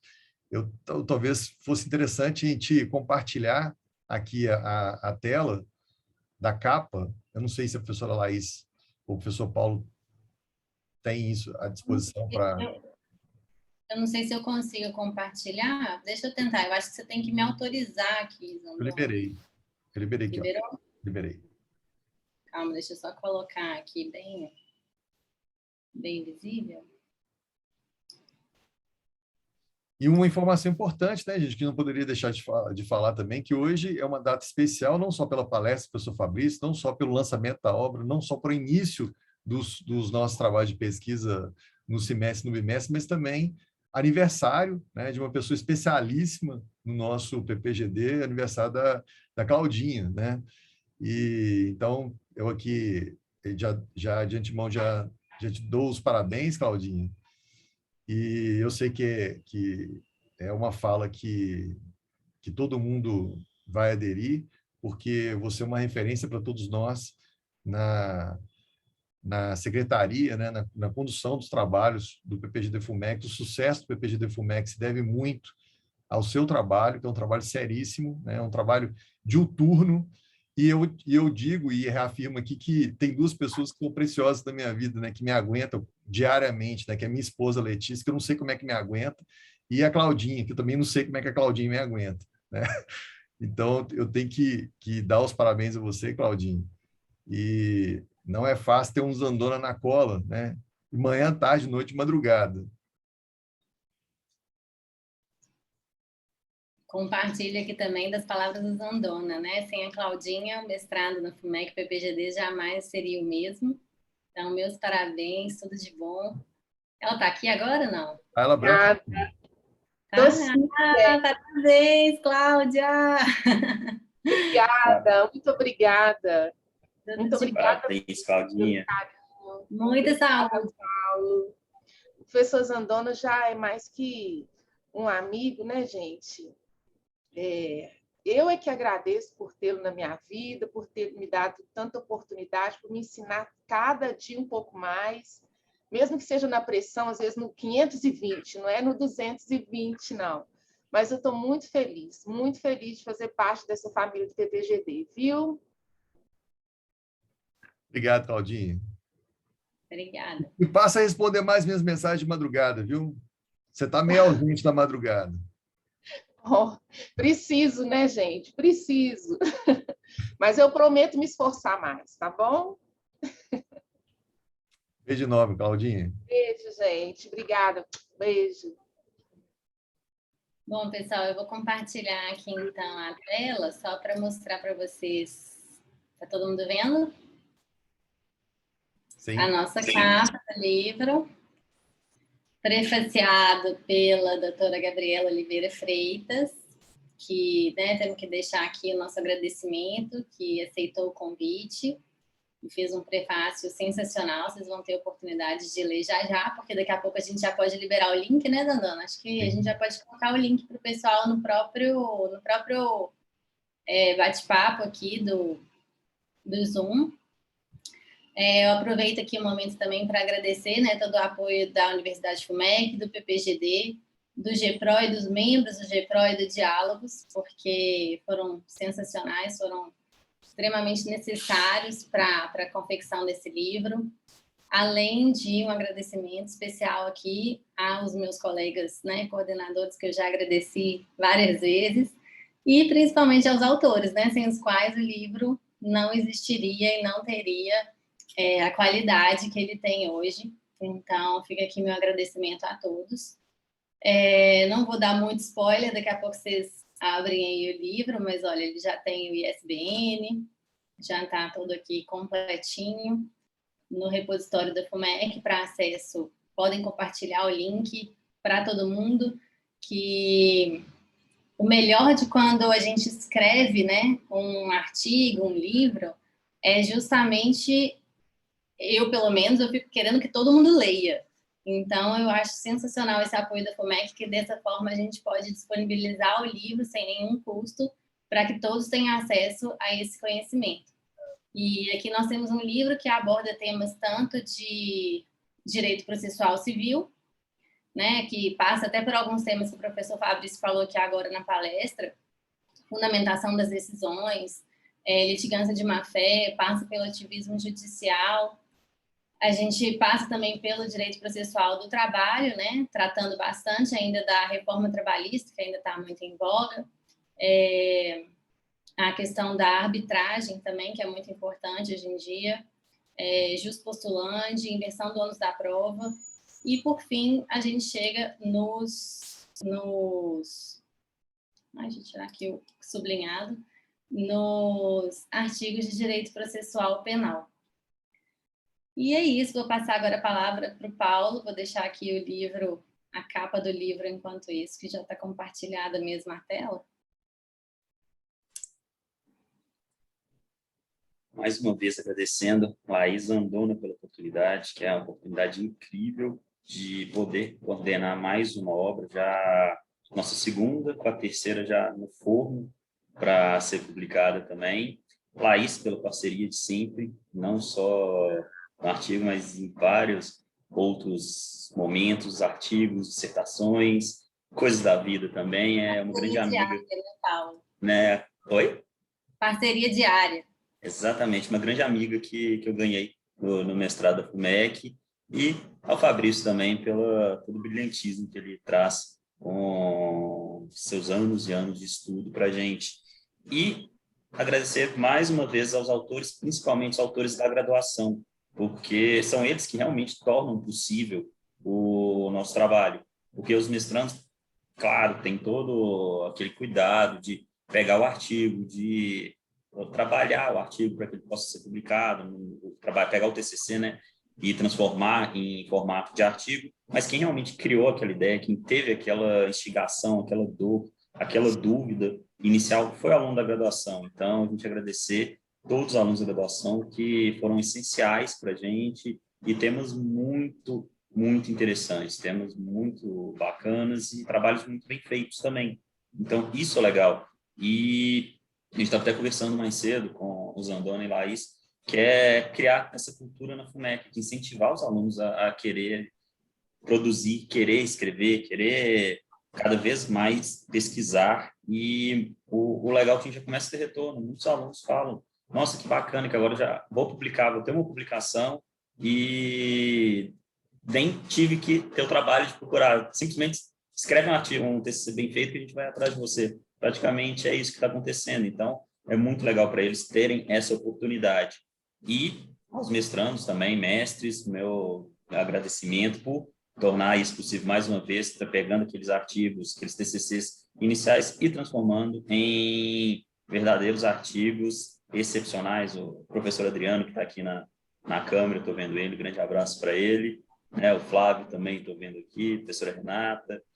Então, é muito gratificante ter essa oportunidade. Começou num projeto pequeno, ano passado, que a gente publicou, foi com, acho que, 16 autores, né? Foi 12. Foram 12, né? Foi um embriãozinho, e agora já estou publicando um com 50, tem um outro também de direito privado para ser publicado. Então, cada vez mais a gente desenvolvendo e criando essa cultura na FUMEC de publicação, e parafraseando o nosso querido Andona, vamos que vamos, né? Vou aproveitar aqui só para deixar, né? O Paulo já deu um spoiler aí, que já tem um livro no forno de direito civil. Daqui a pouco a gente faz o lançamento dele. E deixar esse spoiler também que o projeto vai continuar, e para os alunos da graduação que estão aqui assistindo, os mestrandos que têm interesse, né? A gente vai disponibilizar um canal para vocês, talvez vamos lançar um edital, vamos ver ainda como é que vai ser a forma de divulgação, mas vamos ter novas obras agora em 2022, né? 2023, 2024, e convocar todo mundo para o projeto, porque realmente é um projeto muito bacana e feito com muito, muito carinho. Vou tirar aqui o compartilhamento para os Andona. Registrar. registrar que antes dessa ideia que a professora Laís e o professor Paulo e cada um tiveram, os trabalhos, os TCCs da graduação ficavam arquivados dentro da instituição, sem possibilidade nem mesmo de consulta.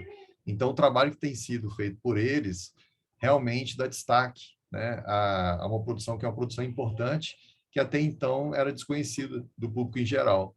Então, e tudo partiu da ideia deles, ainda como mestrandos do programa. Por isso que eu uso muito o exemplo dos dois para fazer uma convocatória a todos os mestrandos e egressos, porque o egresso ele não deixa de ser também FUMEC, ele continua sendo FUMEC. Então, para todos os mestrandos e todos os egressos continuarem tendo contato com a instituição, continuarem participando e tendo ideias, trazendo ideias para serem implantadas aqui de projetos como esse, que foi objeto de estudo pela professora Laís e professor Paulo, concretizados, já agora com a segunda obra. A terceira obra está sendo finalizada para lançamento, já nos detalhes finais para lançamento. Então, em breve, nós temos outro evento, também com uma palestra, também com a exposição do livro. Então, eu faço aqui não é nenhum convite, é uma convocatória mesmo para todos os mestrandos, egressos do nosso PPGD, da FUMEC, que todas as ideias que vocês tiverem, trazerem para o nosso programa. Inclusive, ontem eu estava conversando com o nosso diretor-geral e conversei também, tive a oportunidade de conversar com o nosso reitor, o professor Fernando Nogueira e o professor Rodrigo Suzano, nosso diretor, de uma ideia que eu vou implantar, uma ideia que eu tive, um insight que eu tive, que nós vamos implantar na FUMEC, que é ligado ao projeto social, que é de o mestrando plantar uma árvore. O mestrando defendeu a dissertação, ele vai plantar uma árvore. É um projeto que eu tenho agora como carro-chefe, assim, que eu quero conduzir. É uma forma também de a gente... direito ambiental, o ambiental, a gente tem que prestigiar isso. E vai ser bacana, você que defendeu a sua dissertação, que foi aprovado, plantar uma árvore. Amanhã você vai passar por aquela árvore com o seu filho, com o seu neto, vai falar assim, filho, neto, essa aqui é a árvore que eu plantei, que foi fruto daquela vitória que eu tive, na minha família teve, que foi a defesa com a aprovação da dissertação na Universidade FUMEC.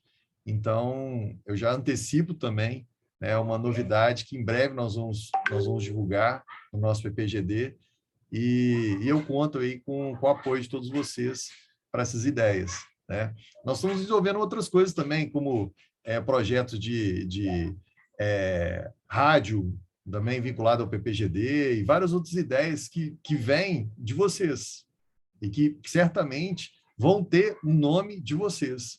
Porque aqui, professor nenhum pega a ideia de um mestrando ou de um egresso e coloca o nome dele e exclui o nome dos demais, não. Aqui, o carro-chefe de cada um desses projetos é quem teve a ideia.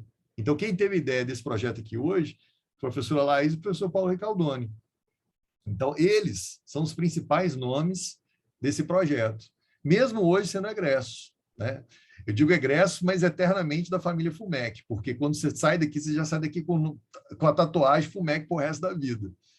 Então, eu só tenho a agradecer a vocês dois, carinhosamente chamados por mim, Laizinho e Paulinho, são pessoas que estão no meu coração, e eu franqueei a palavra agora aos presentes, antes de encerrar. Só um detalhe, abrindo um parênteses aqui, como a gente também está abrindo o bimestre e o semestre em pesquisa na instituição, e a professora Laís Camargo é minha fiel escudeira nas pesquisas, junto ao CNPq, meu braço direito e esquerdo, quem tiver interesse, os mestrandos, os egressos, os alunos da graduação que tiverem interesse em participar da pesquisa, nós certamente agora vamos marcar o próximo encontro, que já deve ser aí nos próximos 15 dias o encontro, para a gente debater o direito, não deixe de entrar em contato comigo, que aí eu vou repassar o contato da professora Laís, para que vocês possam participar, e quem participa, inclusive, fica com o nome registrado no CNPq, que está ligado ao MEC, à CAPES. Então, é pesquisa de qualidade, pesquisa legitimada, não só pela Universidade FUMEC, mas também pelo CNPq, pela CAPES e pelo MEC. Então, de fato, pesquisa em alto nível, tá? E o aluno da graduação, às vezes, me pergunta, mas, Andona, será que eu tenho condição de participar? Claro, né? Ainda mais você. E aí, um aluno ontem à noite me perguntou, mas, Andona, será que eu, desde lá do primeiro período, eu poderia ter participado? Eu falei, claro, claro. Então, aqui a gente não exclui ninguém, não, né? E, pelo contrário, o momento de começar é no primeiro período, né? E quem participa vai ver que um pós-doutorando, né, um pós-doutor e pós-doutorando, como o professor Adriano, ele trata da mesma forma, com o mesmo carinho, um colega dele pós-doutorando e um aluno da graduação que está no primeiro período. Então, é um dos grandes diferenciais que a gente tem, essa pesquisa aberta, né? E a pesquisa tem que ser assim, né, gente? A pesquisa tem que ser acolhedora e não doutrinadora, como acontece em algumas instituições. Aqui, o objetivo não é doutrinar ninguém, né? Aqui, o objetivo é abrir a mente de todos nós, né? Abrir um espaço crítico para todos nós. Antes de encerrar, eu gostaria de franquear a palavra para quem, se algum colega tem interesse em falar, registrando aqui a presença também dos meus diletos amigos, né? Professor Felipe Galego, professor Flávio Murat, né? E tantos outros, o professor Giovanni Vilaça, tantos colegas queridos que aqui estão, que são a professora Sara, que aqui está também, professor Carlos Rafael, que eu já mencionei, né? Vocês me desculpem de não mencionar o nome de todos, né? Professor Gustavo Rubens, professora Thais Cristo, né? Tantos queridos amigos, colegas que aqui estão hoje, que também contribuíram com a obra. Meu agradecimento pessoal. Eu gostaria de perguntar se alguém tem alguma consideração final, antes de eu encerrar. Professor Adriano? Bom dia a todos. Agradeço, professor Sérgio, pela oportunidade de manifestar aqui perante os colegas pesquisadores. Estou emocionado com mais esta publicação, sabe? Laís, Paulo, o professor Fabrício, porque é resultado, né, desse despertar do metabolismo intelectual que o professor Sérgio, os professores do PPGD fazem conosco, né? No sentido de você tem uma ideia para pesquisar, então venha e desenvolva a sua pesquisa. E que o resultado dessa pesquisa será compartilhado com outros colegas também. Então, assim, fantástico, parabéns aos coordenadores. Quero também destacar aqui a professora Gabriela, que maravilha de prefácio.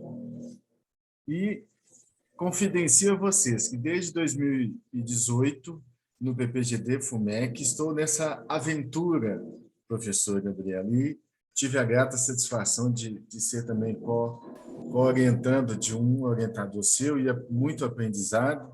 O professor Sérgio é meu supervisor agora no pós-doutorado, e também, assim, sintam-se acolhidos pela FUMEC.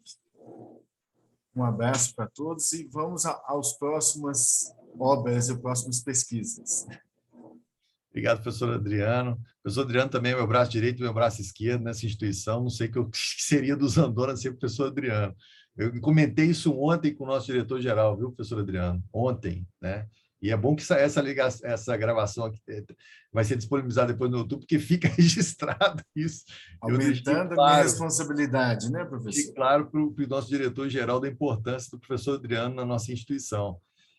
A professora Carolina Freitas, também levantou a mão.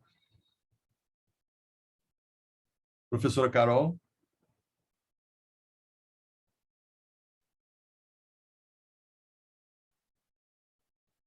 Carol?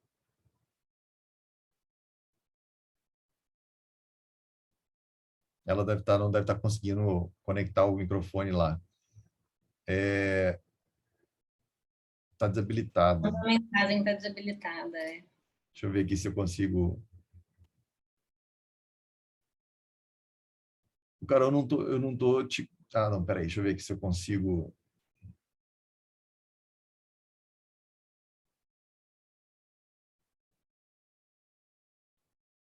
Tenta agora, Carol. Ou tenta sair e entrar de novo, Carol.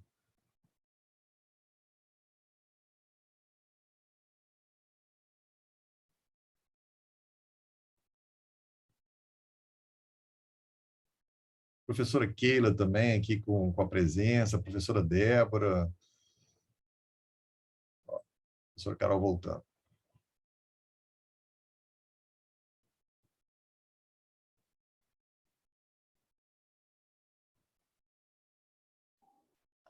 Eu agora consegui aparecer e falar, porque eu fiquei no começo no mudo, na câmera fechada, por conta do meu filho estar com febre. Depois eu tentei o tempo inteiro aparecer e não consegui. Obrigada, professor. Eu queria, como se fosse um testemunho, né? Primeiro, um agradecimento a você, que é meu capo, a Laís, a Paulinha, a Laís, que é minha Laizinha também, ao Flávio, que é meu Flavinho, a Gabi, que eu tive o prazer de conhecer recentemente aqui em casa. Ela veio de forma muito gentil, trazer um livro do André para mim.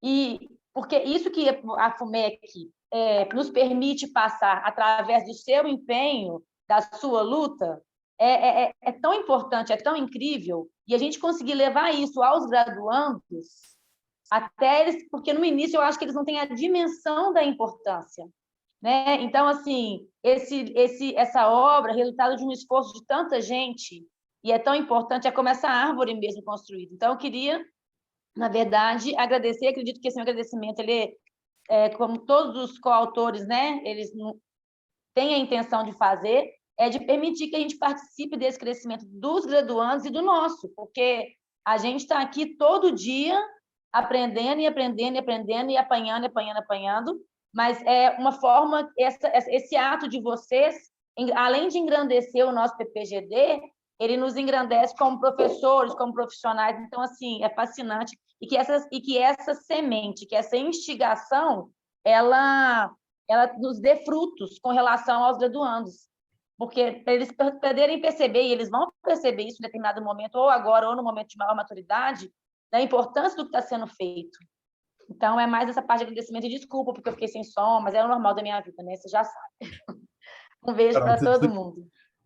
Carol, você tocou num ponto que é crucial, porque eu não tive, na minha época de graduação, né, eu formei em outra instituição, não tive o incentivo, na minha graduação, não tive incentivo nenhum para pesquisa, para extensão, para produzir, para participar de evento, não tive incentivo nenhum. Eu fui perceber a importância disso só depois que eu formei, quando eu comecei a ter porta fechada na minha cara, que eu fui pesquisar para saber o que eu precisava fazer em termos de currículo para começar a ter mais oportunidade de profissional.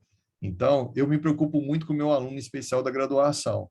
E eu tenho certeza que todos os nossos mestrandos, todos os nossos egressos aqui do programa são professores com P maiúsculo, porque já ministram aulas de longa data nas suas instituições, e eu sei que todos vocês, Carol, eu sei que você tem o mesmo estilo, né, de incentivo aos seus alunos nas instituições que hoje você dá aula.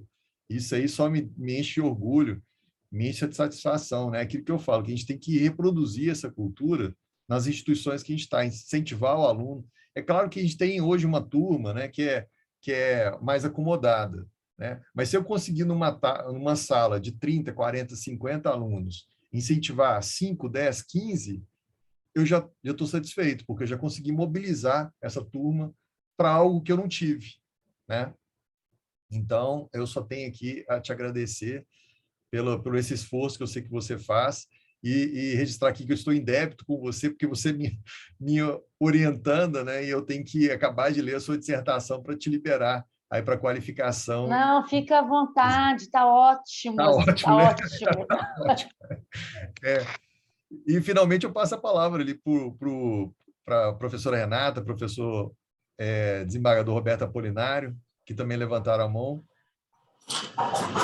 Professor Zandoni, inicialmente eu gostaria de agradecê-lo por essa oportunidade de estar aqui participando e pedir permissão para me ausentar, porque agora eu estou com um compromisso para poder liberar meu token e já está me chamando do outro lado aqui. A vida só sabe como é que é corrida, então eu peço permissão, agradeço por estar presente e peço permissão para poder me ausentar. Já estamos na reta final, realmente. Meu muito obrigado e espero que nós possamos continuar essa parceria de trabalharmos juntos. É uma satisfação, desembargador Roberto, é uma satisfação enorme, né? E nós que somos professores e também profissionais atuantes aí no tribunal, A gente sabe como que é complexo, né, conciliar todas as atividades. Então, fique tranquilo aí para seguir com as atividades do dia. Obrigado pela presença. Eu vou auxiliá-lo aqui. Eu vou sair também, mas eu agradeço a oportunidade, viu? Estou também contando com o senhor e com a doutora Gabriela para me orientar e desorientar, né? Exatamente. A gente orienta desorientando, né? Então, fique tranquilo. Muito obrigada sempre por todas as oportunidades, o programa é maravilhoso, o livro foi incrível, parabéns a todos os envolvidos e muito obrigada. Um abraço. Um abraço, com Deus. Eu então, gente, finalmente, já que não tem mais ninguém, nenhuma manifestação de... Professor Sérgio. Sim, professor Adriano.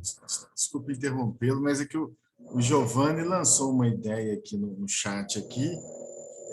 O Giovanni quer compartilhar ou eu aqui na qualidade de egresso também posso compartilhar, Giovanni?